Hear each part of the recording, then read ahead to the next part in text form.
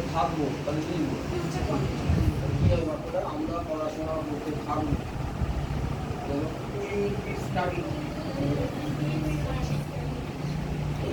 We shall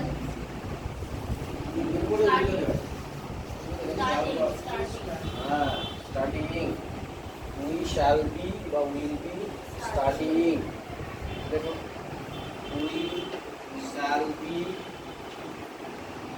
studying STUDYING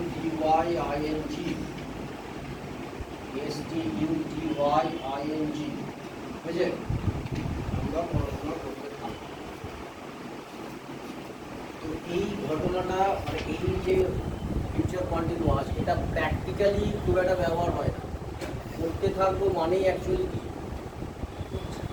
করতে থাকবো মানে অ্যাকচুয়ালি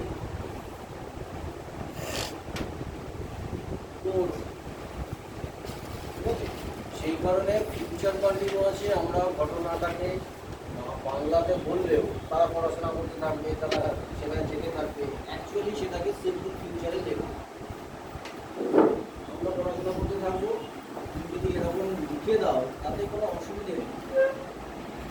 এবার প্রশ্ন যদি এরকম থাকে যে উই শ্যাল স্টাডি, এবার তোমাকে প্রশ্ন করলো এটা কোন টেন্সে আছে, ভার্বটা কোন টেন্সে আছে, বা তোমাকে বললো যে উই শ্যাল বি স্টাডিং, এখানে ভার্বটা কোন টেন্সে আছে। মানে স্টেট এক্সামে এই ধরনের প্রশ্ন একটা যদি ডাব্লিউবিসি এসে এরকম একটা প্রশ্ন এসেছে যে আই হ্যাভ ডান, এরকম প্রশ্ন এসেছে যেগুলো এটা কোন টেন্সে আছে। তো এরকম টেন্সও তোমাকে জানতে চাইতে পারে, চাকরিও চাইতে পারে, বা পুলিশের ক্ষেত্রে যে 10 প্রশ্ন আসবে সেখানেও চাইতে পারে। তো তোমাকে জানতে হবে ফরমেশনটা, তাহলে বলতে পারো we shall study simple future আর উই শ্যাল বি